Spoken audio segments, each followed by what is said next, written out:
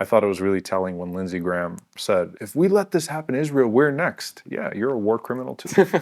You should be next. Biden should have an arrest warrant on him. Absolutely. Every U.S. president should have an arrest warrant on them. Bush should have been in the Hague a long time ago. You know, Obama droned people, Trump droned and destroyed. They all deserve to be in the Hague. A lot of celebrities, a lot of athletes took shahada privately with me in Ramadan. Really? A lot of them. A lot? A lot. I want to focus on Palestine, especially because you've been very focused on it recently. Every single post, you cannot go to an Imam Omar Suleiman account without seeing the last post, like 10 minutes ago, all Palestine. And that's amazing because, subhanAllah, like this is something that's been going on for so long, longer than a lot of our lifetimes, right? 75 years. It's only recently gotten big. So I wanted to ask first and foremost, I think we discussed this a bit last time, so let's do a quick recap. What's different this time? So, alhamdulillah, Rabbil Alameen, you're seeing as much global solidarity for Palestine as you have ever seen since the Nakba. And that's huge, right? This is the first time you are seeing free Palestine all around the world. There are many people who have learned about Palestine and learned about Islam for the very first time, in fact, in this recent wave. SubhanAllah, for that purpose, one group of people always has to do the heavy lifting. And so it's important that we acknowledge fully that the pain that's being inflicted on our brothers and sisters, like they're literally paying for this in dam, in blood, right, in Gaza, and to feel that pain and to have that fever as an ummah, and as that group of people are sort of bearing the brunt of this, realizing that when you go big picture, at the same time, there are plenty of reasons of optimism. Right, plenty of reasons for optimism. A free Palestine has never seemed more imminent than it does right now. Just as demolished Gaza has never been so imminent. SubhanAllah, so it's those two things going hand in hand. You have people all over the world that are now wide-eyed, open-hearted, and that is, I think, something extremely beautiful for non-Muslims and then for Muslims themselves. If you go around the Muslim world, and I've had the opportunity to go around the Muslim world, there is this reignited sense of Ummah, not just Palestine. Palestine is always the primary cause of the Ummah. And so when that cause is heightened, then our entire concept of being Ummatic is highlighted, right? And so everyone comes together sort of around that cause. And even, you know, I was sharing with a lot of brothers and sisters, like I've been to some countries where they're Muslim countries and you can't protest for Palestine. It's you know, not allowed for you to be out there and protest for Palestine. These are Muslim countries. Wow. And the taxi driver will start crying when he asks me, where are you from? And I say Palestine, and he'll start crying and talking about how we can't do anything, we're sad, you know, all we can do is, you know, give some money and make dua. We wish we could do more. You know, like almost a sense of shame. And I say, you know what? When the Prophet ﷺ says, ذَلِكَ أَضْعَفُ الْإِيمَانِ أَوْ أَدْنَى الْإِيمَانِ, that's the lowest of faith, the weakest of faith, that you hate something in your heart, it's still Iman. So the pulse of Iman is there around the Ummah now, alhamdulillah Rabbil Alameen. I think even in the countries that have been most disappointing, right, in that they've betrayed Palestine even to a point that we would not have expected, even though we knew that they were not going to be there for the Palestinians. But I think that the openness of their betrayal, I think that the people themselves, the Muslims themselves, have a reignited sense of Ummah. So I see a lot of khair, a lot of good around the world, a lot of pain in Gaza. It's often hard to balance those two things. And when I was, subhanAllah, this khutbah actually got shadow banned, so for viewers to go and watch it, that'd be good, inshallah. I think because we put the word resistance in it. Wow. I gave a khutbah called Resistance in Exile, from the Hijrah to the Nakba. And it was demolished on YouTube. You know, like it got like 1/4 of the traction that our khutbahs usually get. Wow. And we think because the word resistance was in it. But one of the things that I was pointing out there, subhanAllah, is that when the Meccans expelled the Prophet ﷺ and that handful of Muhajirin, imagine their shock when not only did those Muhajirin come back, but they came back with 100,000 plus people, right? Like, where did you all come from? Like, we kicked out Muhammad ﷺ, Banu Hashim, a few folks that, you know, we used to sort of toss around for a decade. And they're literally the scene of Fatah Makkah and then Hajjat al-Wada', the farewell Hajj, over 120,000 people in Hajjat al-Wada'. Wow. people from all over the world just flooding Mecca from every direction. Like 120,000 people is a lot in the current infrastructure. Imagine then the sight of people coming from every single direction, like truly manifesting what Ibrahim alayhi salam was told when he made the call, right? That people will come to you on every single form of an animal and from every single form of direction. I think Palestine will be the same thing. Bi-idhnillahi ta'ala. I think that one Palestine is freed, and I do think it's coming soon. I actually don't think it's that far out. I'm very optimistic. I think we're witnessing the death throes of Zionism. I think we're witnessing, and in those death throes of Zionism, there's a lot of violence because a dying horse is always, going to be very violent. But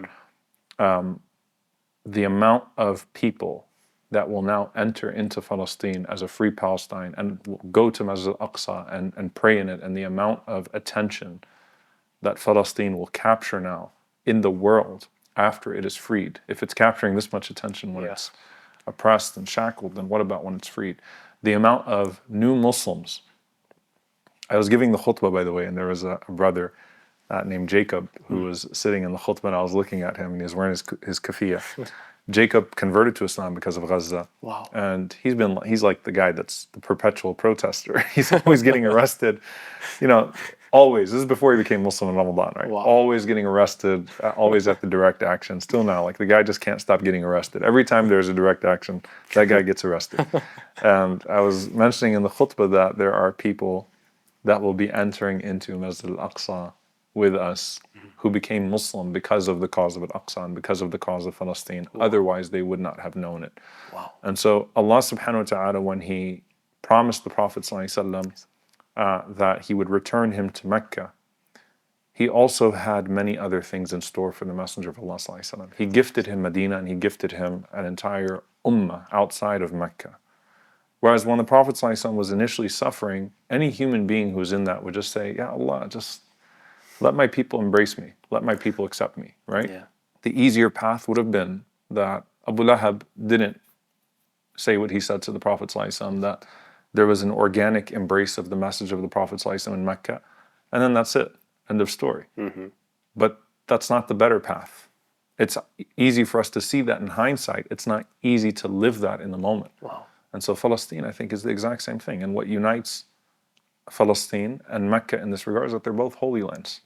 A holy land is different than a homeland, and that's the point that I was making in the khutbah as well. Look, Arab nationalism is a failed cause. I don't believe in Arab nationalism as a cause. I think it's going to fail us, and I think this idea of hubb al-watan has its limits. Love your homeland. It's human. It exists, and there is this idea of breaking borders. So I don't find a problem with the idea of pan-Arab thought or Arabs uniting and stuff like that across borders, because I do think that anything that breaks down some of the artificial lines drawn by our colonizers is a good thing at the end of the day.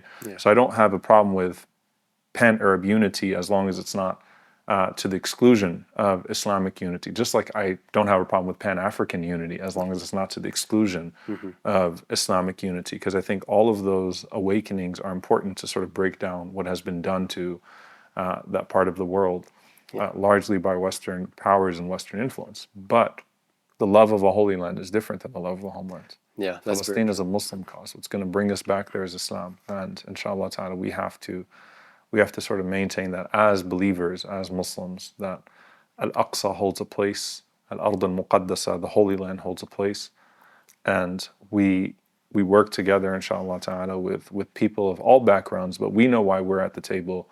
We have something that generates in us, in our hearts, something greater than simply the love of homelands. We have something so much more than that, inshallah ta'ala, in Al-Aqsa. Yeah, very beautifully said. May Allah bless you. And subhanAllah, there's this, you remind me of this one concept. It's like a universal concept in the philosophy of media. They say that any man-made idea eventually gets pushed to an extreme where it has like the reverse effects.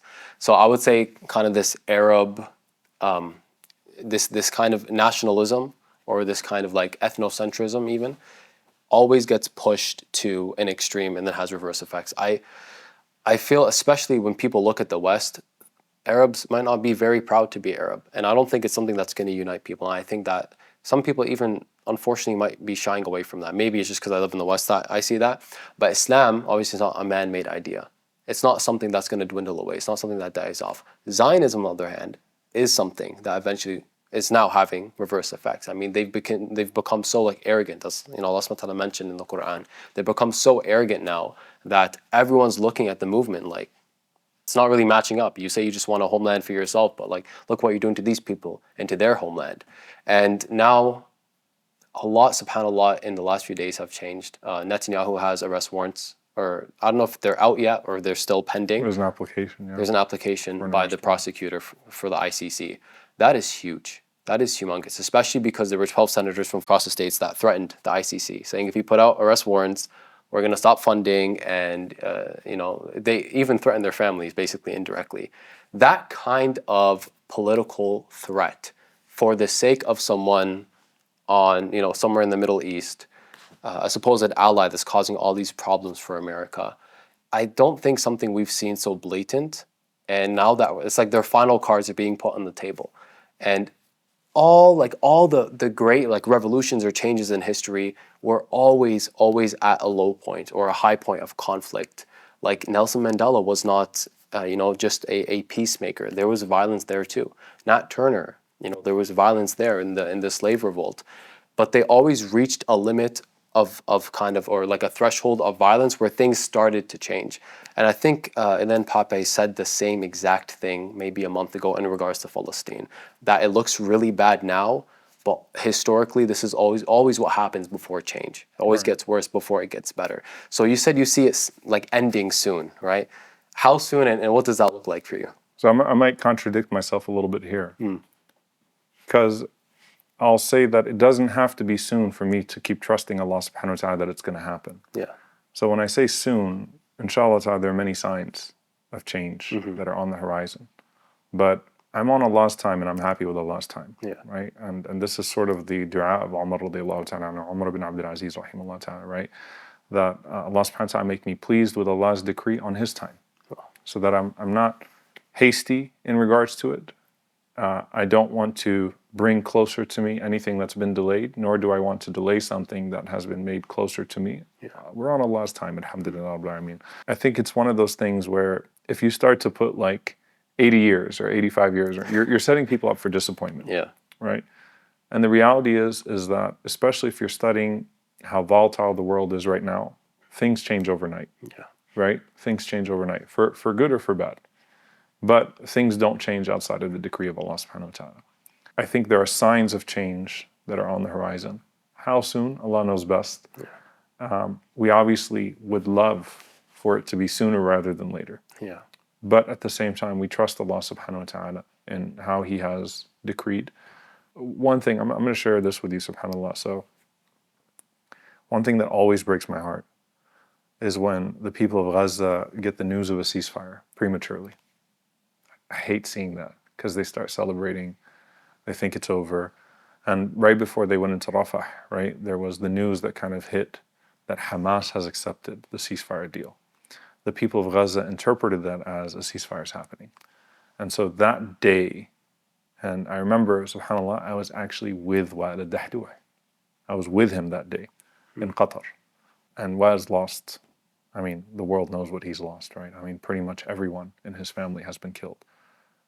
That day was like joy and then destruction. So it's psychological torture to them, right? Too, right? So like ceasefire deal is coming, and then like again the news hit that Hamas had accepted the ceasefire. Of course, I think that political analysts would say that they basically called Netanyahu's bluff, that he never wanted a ceasefire, that it was actually not a good ceasefire deal for them, and that Israel was just dragging this along, but they were planning to go in Rafah regardless. So Israel went straight into Rafah. Look, that stuff it's a roller coaster. You know, when I think of لَقَدْ خَلَقْنَا الْإِنسَانَ فِي كَبَدٍ, that we've created man in toil, life is this roller coaster. And such is the case of the Ummah as well. It's a roller coaster, man. Like, you think you've got it, and then this happens. I'll actually share with you something, subhanAllah, because your family and my family are from Turkaram, right? And Turkaram and Jenin Jenin is like the Gaza of the West Bank, they call it. And if you've been following the news, Israel has been attacking Tulkarem and attacking Jenin quite heavily these days. I remember the conversation I was having with my father this summer, the summer before October, right? And the U.S. was granting Israelis visa-free travel into the United States. And one of the ways that they were double speaking, because that's all that these people do, especially the Biden administration, this might be the most hypocritical administration we've ever seen in the history of the United States. I mean, in terms of double speak, you don't get more double speak than Biden and Blinken, right? So what Blinken was telling people was that with that visa-free travel that's coming to Israelis to be able to come to the United States, we're also ensuring that Israel now is not going to stop Palestinian Americans at the border, and they're going to let them in, right? Because a lot of us have been stopped at the border and we've never been let into Palestine, right? And so, subhanAllah, this summer, like me and my dad were sitting and we were making plans to go to Palestine together for the first time, right? And it was like, or together for the first time. I've never been with my dad. Obviously, he was expelled from there. And we were really excited about it, subhanAllah. So there was a high, and there were people that traveled, from June to September, and there was this idea that maybe the restrictions were going to ease up a bit and stuff like that. And then, subhanAllah, here we are. So it's a roller coaster, right? With that being said, I'm still optimistic. I do believe we're seeing signs. In Islam, we don't focus on the outcomes. We focus on what we're seeing being generated. لَأَنْ يَهْدِيَ اللَّهُ بِكَ رَجُلًا وَاحِدًا. If Allah guides one person through you. In our masjid at Valley Ranch, we had over 70 people, I believe, embrace Islam in Ramadan alone. Wow. I mean, it was like every salah. Every salah. To the point that the few nights of Taraweeh that someone didn't embrace Islam, like people were kind of looking around at Isha, like who's taking shahada today? Almost all of them cited Gaza. We've had people through Yaqeen. I cannot tell you how many people have embraced Islam, alhamdulillah. If you go to pretty much any Yaqeen video, read the comments. And you'll find the non-Muslim that said, I've been looking into Islam, this is beautiful. Wow. We then try to schedule like a Google Meet. I'll share with you a story that, subhanAllah, to me was just so beautifully hopeful. It was my favorite story in Ramadan. There was a sister who was a political science professor in Switzerland. Really, mashallah, noted, clearly bright, intelligent. She's a professor of political science. She started following Yaqeen through Gaza. And then when Ramadan came around, she started watching the YME series. And her 10-year-old daughter in the back, she didn't realize, was also listening. And her 10-year-old daughter said to her mom, "Can we become Muslim?" Oh, wow. And alhamdulillah, she and her mom took shahada together with me, alhamdulillah. And it was the most beautiful shahada out of all the shahadas. By the way, a lot of celebrities, a lot of athletes took shahada privately with me in Ramadan. Really? A lot of them. A lot? A lot. I hope you guys are enjoying the show so far, and if you are, then please remember to subscribe, like, comment, and most importantly, click the link below to see how you can support us in our work. Alhamdulillah, we were blessed with the opportunity to fly out here and film with Imam Omar, but obviously that costs a lot as well. So if you guys want to continue to see high value productions, please click the link and see how you can support us. Now let's get back to the show. More in the last few months than ever before Gaza. SubhanAllah. Just privately. So there are a lot of athletes and celebrities that have some good takes on Palestine. Many of them, alhamdulillah, became Muslim, privately, but they want their journey, right? They don't want the Muslim community to eat them. It's a jump on, like your career's haram, give it up. No. They want their journey, right? So, and they also don't want to be exploited. They don't want to risk certain things. Alhamdulillah, everyone has their, of course, we encourage them to come out with their Islam, sooner rather than later, right? The point is it opened up many doors. But those two, like that mother and that daughter, man, I'll never forget the scene. It reminded me of, Anas ibn Malik radiallahu ta'ala anhu mentions that the Prophet ﷺ went to visit his Jewish neighbor's son when he was dying. So his Jewish neighbor's son, young man, is passing away. And this shows you the ikram al-jar, the way the Prophet ﷺ used to honor his neighbors, even the non-Muslims, right? So he went to visit. And as he's visiting this young man, he says to the boy, قُلْ لَا إِلَهَ إِلَّا اللَّهِ. And the boy looks up at his dad, and his dad says, أَطِعْ أَبَا الْقَاسِمِ. Just listen to him. He's a good man. Listen to him. Listen to Abu al-Qasim sallallahu alayhi wa sallam. And the boy says, لَا إِلَهَ إِلَّا اللَّهِ مُحَمَّدٌ رَسُولُ اللَّهِ أَشْهَدُ أَن لَا إِلَهَ إِلَّا اللَّهِ وَأَشْهَدُ أَنَّ مُحَمَّدًا رَسُولُ اللَّهِ. And he passes away on that. And Anas radiallahu anhu describes the joy of the Prophet sallallahu alayhi wa sallam coming out of the house, just big smile on his face and saying, Alhamdulillah, Allah saved that young man from the fire, right? That to me was the first time I felt that hadith the way that I did. There's one other time in history, in my own personal history, where I was teaching a course on Umar ibn Abdul Aziz, rahimahullah. So random, subhanAllah. I was giving a lecture on Umar ibn Abdul Aziz, rahimahullah, a seminar. This must have been 2009. It was a long time ago. We're talking about 15 years ago. And this mother and her 5 children embraced Islam that day. They just happened to come to the masjid that day. They sat through the seminar. A mother and 5 children embraced Islam. And I was looking at all of them and sort of relating to the hadith of the Prophet ﷺ. So look, there's the da'wah that's being given. Yeah. You call people to Islam with husn al-akhlaq, with good character, husn al-khuluq, right? To call people to Islam with good character is one thing. To call people to Islam by showing courage in the face of tyranny is another thing. And Gaza is doing da'wah right now. Yeah. That's something they don't. Like when I talk to someone in Gaza, I'm like, you don't understand how many people you have saved on the Day of Judgment. You don't understand how many people have come to Islam because of you. And that's all in your mizan, inshallah. That's all in your scale on the Day of Judgment. You don't know. You've opened up the doors all over the world in a way that you just don't understand. So alhamdulillah, Allah connects Nasr and Fatah together with the victory and the opening with رَأَيْتَ النَّاسَ يَدْخُلُونَ فِي دِينِ اللَّهِ أَفْوَاجًا. People embracing Islam in large numbers. Those 3 concepts are inherently intertwined in the Quran. And we're seeing it with Gaza. We're seeing Nasr bi'idhnillahi ta'ala. We're seeing Allah's help coming because still a small group of people are holding strong. They are holding strong. They're being resilient, mashallah, in the face of this incredible onslaught. And you're seeing الناس يدخلون في دين الله أفواجا. You're seeing people embrace Islam in large numbers. The only thing left is al-Fatah. And inshallah, وَنَصْرٌ مِّنَ اللَّهِ وَفَتْحٌ قَرِيب. That comes بإذن ta'ala. Inshallah, inshallah, ya Rabb. That is unbelievably beautiful. SubhanAllah. Honestly, I'm trying my best not to cry. I try not to cry on camera nowadays, but it's, subhanAllah, absolutely beautiful.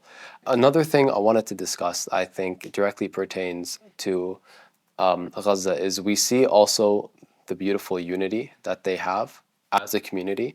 Because I don't know if we spoke about this on the first podcast we did, but back during COVID, everyone's fighting over toilet paper and stuff.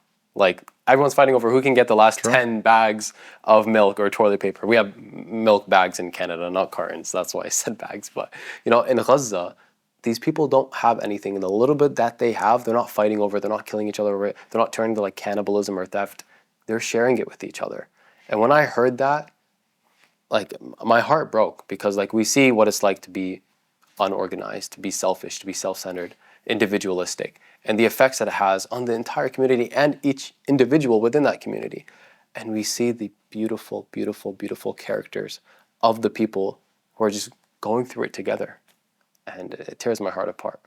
SubhanAllah, there are several things in that regard. One of them, there was a sheikh from Gaza who I was asking about the situation there. He said, listen, this is how and obviously when you're inside, you're going to be a little bit harsher on your own people, right? So you're lecturing your people. He said, in Arabic, Gaza is just like every other group of people. مِنْهُمُ الصَّالِحُ وَمِنْهُمُ الْفَاجِرُ. You have the righteous one and you have the one who's not righteous. And he said, but the righteous are more in number than the people who are wicked, and the people who are not righteous. And their righteousness is far more pronounced in the face of this great tyranny. And he said, and most of the people, even of wickedness, they put their fujur aside. I'm talking more like personal sins and stuff like that, right? So he's saying, look, we're people at the end of the day. We're not angels. He's trying to convey that to me, stop praising us so much. We have our faults too. We have our flaws. We got our bad apples too. But our bad apples are less than your bad apples. That's basically what he was trying to say. And our good apples are the best apples in the world, right? That's really what he was trying to convey, subhanAllah.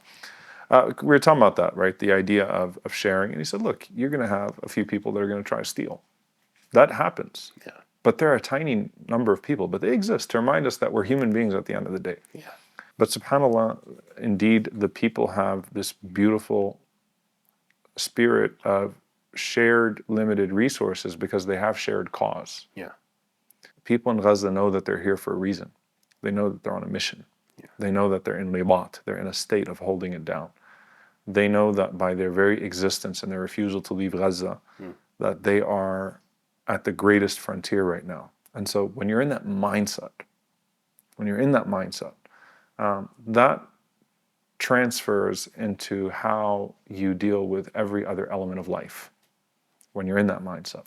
So there is this idea of shared resources. However, what I will say, because sometimes you might see some images where you're going to see people like kind of resort to their worst, if you will. There's a reason why hunger is such a crime in Islam. Hunger is a crime. It is a crime. To inflict starvation on people is a crime. I mean, think about how cranky you get on a day of Ramadan, a long day of Ramadan.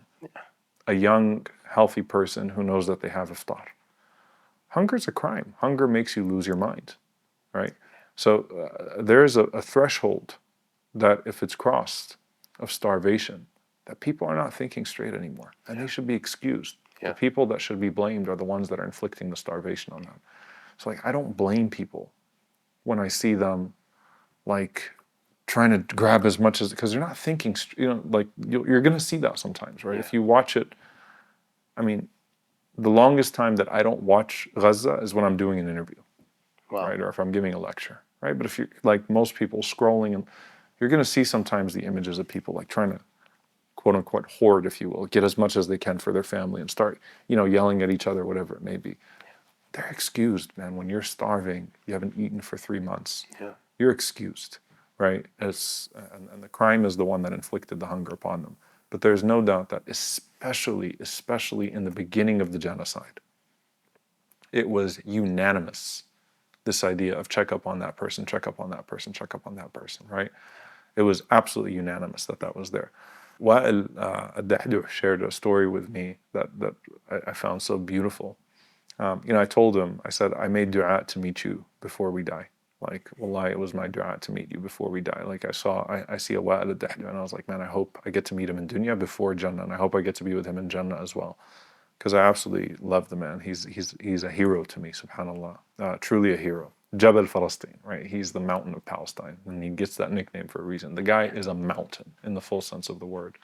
May Allah subhanahu wa ta'ala preserve him and accept his family as shahada, and accept for him the reward of a shaheed as well, while keeping him alive amongst us and as a voice. Allahumma ameen. So I was sharing with him, that I made dua to meet you, and he this big smile came on his face, and he told me, he said, you reminded me in Palestine, in Gaza, that we were in the car one day, and this was sort of towards the latter days that he was in Gaza before he was transported out to Qatar to do his nerve reconstruction on his hand. So make dua for him. It's pretty severe. If you see the device that's on his hand, he's going through a nerve reconstruction on his arm, right? He was saying, subhanAllah, that one day we were driving, and this car was like rushing, and like there aren't too many cars right now, right? Trying to get around, and so they kind of exchange, like the driver and him like kind of went at each other, like the way that you typically would in that part of the world, right? And especially the destroyed roads and people trying to get around. And he said after that car kind of went at it with my driver, he looked out the window and he saw me in the back seat, and then he stopped the car and he got out the car, and he came to the car, and he came to me in the car, and he said, wallahi, I have food in my back seat, and I was coming to look for you.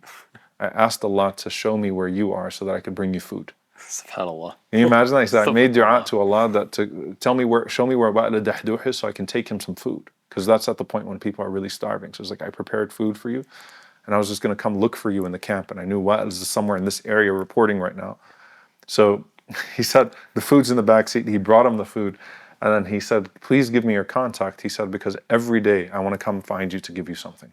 SubhanAllah, he was saying that like the guy would show up, with a sandwich, like just on any given day, like just something, right? Like I need to take care of you. I need to take care of you. I need to take care of you. So it's a beautiful spirit, that they have amongst them. May Allah subhanahu wa ta'ala give them steadfastness and the ability to persevere this way. Allahumma ameen. How long has this been going on for? 8 months, 9 months? Too long. Way too long, subhanAllah. And this isn't just like, this isn't normal. Like obviously it's not normal, but I mean in the sense that like bombs dropping, like there are more, imagine the destruction done in just the first few months of what's happening in Gaza, what Israel's doing to Gaza, compared to what like Russia's done to Ukraine in the last like 2 years. It is uncomparable. The level of destruction of Gaza, it's not there anymore. They're living in tents on what used to be their home, just on top of the rubble. And if you look at like Kiev and what it looks like now, you look at Gaza and what it looks like now, one looks like Disneyland, the other one looks like pure destruction, subhanAllah. And 7 months of this unrelentless bombing, and like you mentioned, and Jazakallah khair for mentioning that, that's a very good point. It's not just bombing, it's an intentional starvation. It's an intentional seclusion from the world. And they're no strangers to being secluded from the world. They have been for the last like 17 years. You know, they've been under this annexation, this illegal occupation in that concentration camp for like 17 long years. But now it's reached a level where it's so obvious that Israel wants to do it on purpose. They really just want to bring about their destruction and hasten it. Alhamdulillah, what's very poetic about it is that they're really just hastening their own destruction. They're really just hastening that literally the entire world, that's no metaphor, the entire world standing against them. And it's becoming the pariah state. Yeah. And you know, outside of the US and Canada, like it's completely lost any type of support. Yeah. And inside in the US and Canada, the people themselves are starting to break through this oppression. No, Israel is becoming the pariah state that it should have been a long time ago. Yeah. You know, when you mentioned the ICC warrant, I thought it was really telling when Lindsey Graham said, if we let this happen in Israel, we're next. Yeah, you're a war criminal too. You know, you should be next. Biden should have an arrest warrant on him. Absolutely. Every U.S. president should have an arrest warrant on them. Yeah. You know, Bush should have been in the Hague a long time ago. You know, Obama droned people. Trump, you know, droned and destroyed. They all deserve to be in the Hague, right? So yeah, this regime should be held accountable. Not to say that the ICC is flawless. It's absolutely not. It was set up as a court to carry out largely Western international goals, not actually hold them accountable. Yeah.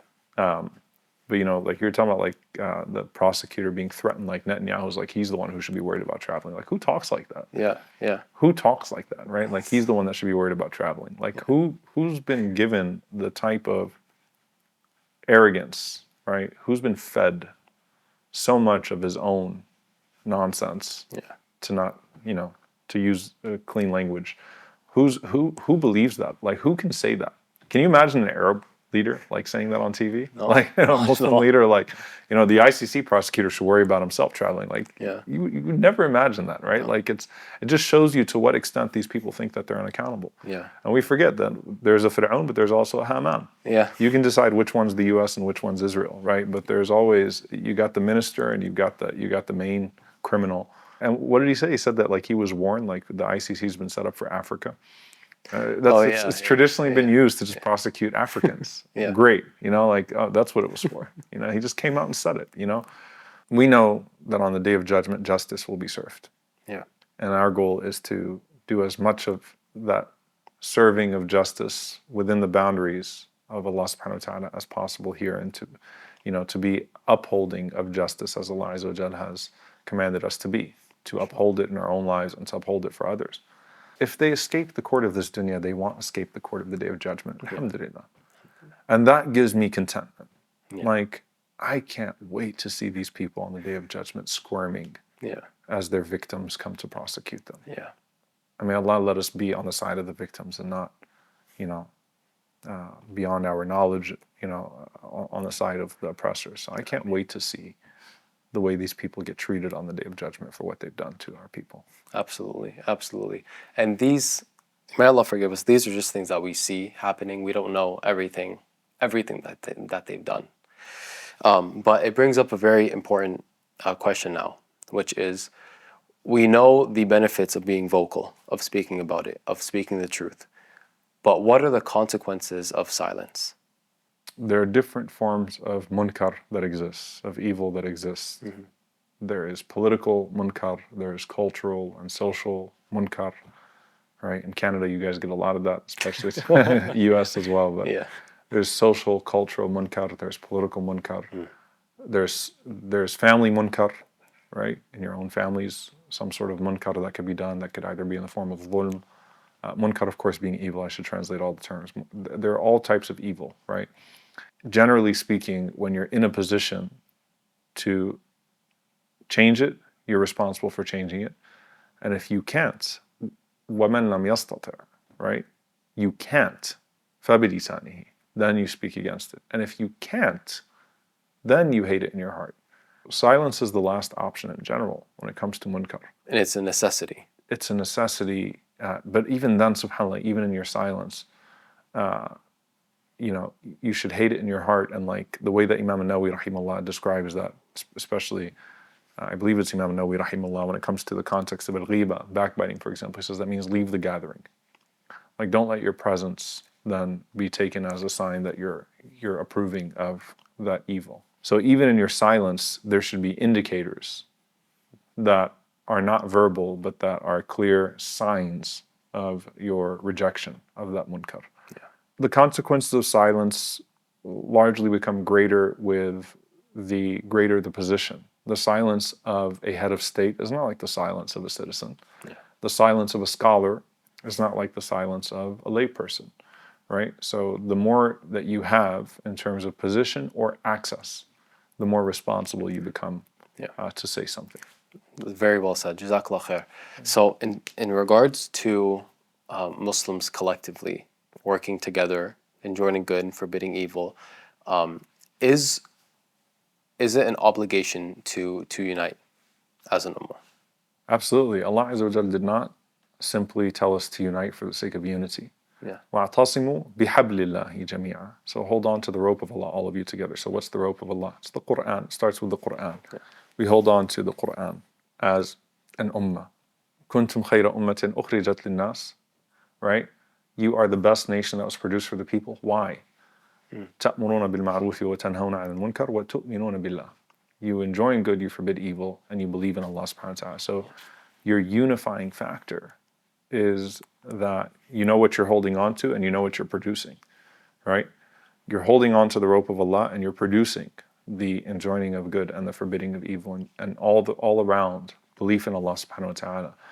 وَمَنْ أَحْسَنُ قَوْلًا مِمَّنْ دَعَا إِلَى اللَّهِ وَعَمِلَ صَالِحًا وَقَالَ إِنَّنِي مِنَ الْمُسْلِمِينَ. What's better in terms of expression than the one who believes in Allah subhanahu wa ta'ala, does righteous deeds and says that I am from the Muslims, right?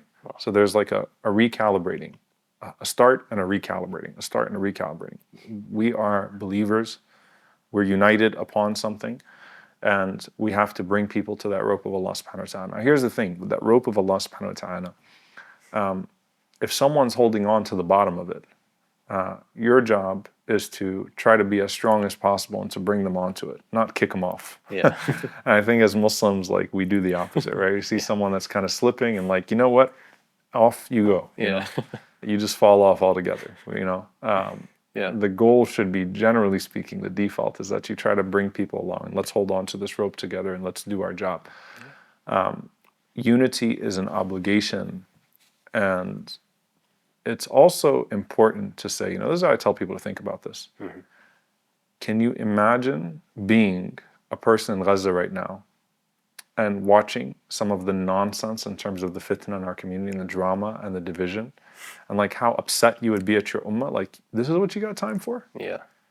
You got time to fight each other, you got time to name call, you got time to, like, you're fighting over the board of a masjid? Really? Like, we're dying here. You know, this is what you have time for? This is what you people do? When we're calling for you to rise up, you know, and to be with us, that's what you're busy with? Yeah. So fitna does not just divide, fitna depletes, takes away all the energy that we have towards the causes that we should be dedicated towards. Yeah. It just destroys the energy of a community. Yeah. It really does. It destroys people. People destroy themselves with their egos because, generally speaking, fitna is driven by lowliness, right? So people being driven out of their lowly ego, even if they have a noble cause that they dress their lowly ego with, right? So it destroys a person. It destroys the other person, right? Because who's going to be at the receiving end of all of that tughyan, right? Yeah. So it can destroy the other person in the worldly sense, but it just takes the community's energy away. Community drama stops the community from being its best. You know, subhanAllah, one thing that you know, like when you study the seerah, hadithatul ifk, the slander of our mother Aisha radiallahu ta'ala anha, that was by far the least productive time period for the best ummah ever, right? The best generation of this ummah, the least productive time for them of those golden years that they had the Prophet ﷺ amongst them. Like you think about it, Medina is only a decade. You got a decade to light up the world from Al-Madinah Al-Munawwara. Yeah. That fitna was the most unproductive year. And it was potent in dividing the companions, in paralyzing the community. And it took away valuable head space, heart space. And of course, the honor of our mother Aisha radiallahu ta'ala anha is so sacred and sanctified. Like you think about, like when the Prophet ﷺ is teaching the community in Fatah Makkah and then in Hajjat al-Wada', like, hey, you're all here. You see this Kaaba? You all came for this Kaaba? Know that the blood, the honor, the wealth of your brother is more sacred than this Kaaba. He's saying that to 100,000+ people, like, hey, pay attention. You all came here for this. I mean, that's your mother Aisha radiallahu anha, and of course her honor being the mother of the believers is so much greater than the rest of us. But like, that's the honor of your brother or sister, right? And no one of you would destroy the Kaaba. No one would say about someone that destroys the Kaaba, he still has some good for the Ummah. You know, alhamdulillah, he's still doing good stuff, Yeah. you know, because he's destroying the Kaaba. Like, what are you talking about? Yeah. So the destruction of believers from within, the destruction of unity is a problem. Palestine, and I want to end on a hopeful note, right, in this regard. Palestine is an opportunity for us to kind of get back to the table and start working together. Like, hey, there was a tax. Yeah. Not a tax, a tax that was inflicted upon all of us due to the disunity that we've had. Let's all get together. We need all hands on deck. We're witnessing a moment unlike any other moment in history in Gaza right now. Mm-hmm. We're witnessing an opportunity. Our brothers and sisters need us. Let's get our act together and let's work together, inshallah ta'ala, because we need to do better together. So this is a time for people to kind of like hold hands once again and say, khalas, like, look, not a temporary ceasefire, not an Israeli ceasefire, not a false one, not a humanitarian pause. Yeah. We don't need a fitna pause. We need a permanent cease fitna. Absolutely. Right? So we need to get rid of it. Come on, like, let's hold hands. Inna Allah yuhibbu alladhina yuqatiluna fi sabilihi saffan ka'annahum bunyanun marsus. One of my favorite ayat in the Quran, subhanAllah. Allah loves the believers that fight together on the same side, like one force. They're saffan, one line. Yeah. There's no gaps between them, right? They're standing in one line. We need to be that one line, that one solid structure right now, inshallah ta'ala, because the fitan are so many. And we can't be causing fitan on the inside. We've got too many fitan to fight on the outside. Absolutely, 100%. And forgive me if this is a loaded question. Where does that actually start? What does that look like? Let's join hands. Let's get together. What if people say, I can't get together with so and so because they're doing evil, they're doing wrong or whatever. How do you, especially given the current climate of some Muslims, how do you handle that? And where does that unity and getting together really begin? One of the reasons why fitna thrives is because of dehumanization. There's the dehumanizing of the people in Palestine, right? That we've seen the effect of in regards to the American public and the Canadian public, and in general, those that have been disconnected and don't see them as human beings. Mm-hmm. Because they've never interacted, they've never had that human moment with them, right? Or seen them in that way. Mm-hmm. When I think of the Prophet ﷺ and what he has forbidden for the Muslims amongst themselves, mm-hmm. to not respond to the salam for 3 days. How much better would we be as an ummah if like no one ignored each other beyond 3 days? We got people that haven't spoken to each other for 30 years. Yeah. There was a brother, subhanAllah, last night in the masjid. He was in tears. It broke my heart. He was talking about how like he moved into a Muslim neighborhood and his neighbor is Muslim and he won't give him salam. It's been 5 years. Wow. Because they had a fitna in the masjid 5 years ago and two sides broke out and they were on opposite sides. And he's like, every Eid, I go knock on the door, he won't respond. We take gifts. It's my neighbor. He's a Muslim. He won't say salam to me. Like we'll be walking to the masjid face to face. He won't say salam to me. It's like when I used to live next to a non-Muslim neighbor, I used to give them my keys when we go overseas for the summer. Like we had such a good relationship, we could give them the keys to the house to kind of watch the house. Yeah. He's like, with a Muslim, we don't even say salam to each other. how much better would we be, right? If it was forbidden for the believers to boycott one another. And it is forbidden, but if we took it that way, to boycott one another for more than 3 days. On top of that, the narration of Anas radiallahu ta'ala anhu, that to abandon your brother for a year, kasafki damihi, is like spilling his blood. Wow. Right? The Prophet ﷺ said the longer you drag it, the more severe it becomes. Sometimes it's like, look, people just need to sit with each other. There's a human component, there's a rahmah, a mercy that comes when people talk to each other, sit with each other. And that's why shaitan does everything he possibly can to make sure it doesn't happen. Yeah. Don't reach out. Don't talk. Don't sit. As long as you're not talking to each other, shaitan can continue to play narrator. He can narrate he can put the worst of doubts. He can portray that person in the worst of ways. He can be the voice of that person in your head. He can color that person for you. He can interpret that person for you. He can continue to play the middleman between the two of you, so long as you don't sit with each other. So much gets squashed when people sit with each other and talk to each other. And that's why subhanAllah, you start to see, like, when you also like go on, it's like the Prophet ﷺ, when he says that the best sadaqah is islah, it's reconciling between people. You know, I tell people, subhanAllah, multiple times that, like, one of the most wronged people in Islamic history, this answer might be surprising to you. To me, one of the most Mazloom people in Islamic history is Hassan ibn Ali radiallahu anhu an Abi.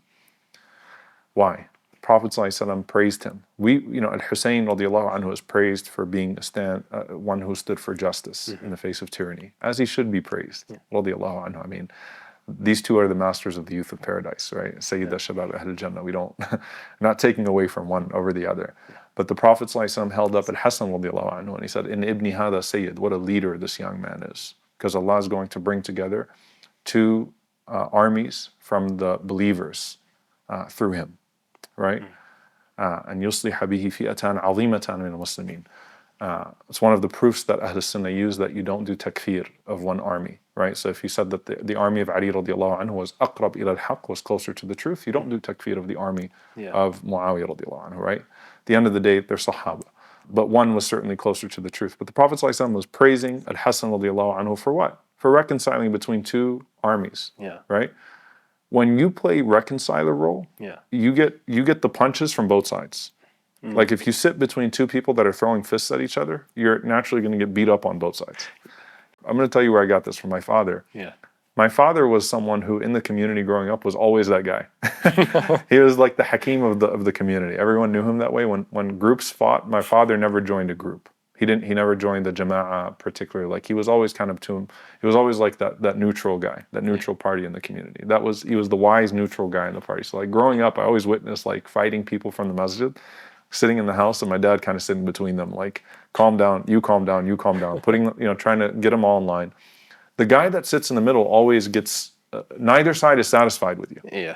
Both sides think that you're compromising too much for the other. Both sides, if you're a good arbiter, if you're a good reconciler, muslih, both sides feel like you're too much in favor to the other, because you're trying to pull both of them together, right? It's a thankless job. So Hassan radiallahu anhu, like, I always think, I'm like, this man has one of the greatest contributions to Islamic history, where he's put his own aside. And Hassan is from al-Khulafa al-Rashideen. He has the right to the Khilafah. He reconciled for the sake of the bigger picture. No one likes that. No one likes that. So he doesn't get the praise in Islamic history, SubhanAllah, that Al-Hussein rightfully gets, right? But we need Hassans and we need Husseins. And we need Abdullah ibn Umars, and we need Ammar ibn Yasir. Like, we need these types of personalities. We need these types of people in our ummah. So there's a reason why Islah, reconciling, the Prophet ﷺ mentioned the greatest sadaqah. Because you do so much charity to the community. You save the community so much of a headache. Even in your local masjid, or even when you got, like, a group of people that are working on a podcast, or working in an organization, you be that guy. You know what? Like, two people are fighting. I'll be the third one. I just realized the irony of three Muslims, right? I'll be the third Muslim that'll step in and, like, may Allah keep everyone's hearts together. But, like, I'll be that guy that's going to sit with both and make everyone sort of come to an agreement for something that's greater, right? I'll always be that person that steps in, says, no. And that means neither side's going to like me very much, but Allah will praise me. Neither side's going to like me very much, but Allah will praise me because I did the right thing by holding the fort, right, for the sake of Allah subhanahu wa ta'ala. So we need more muslihun. We need more reconcilers.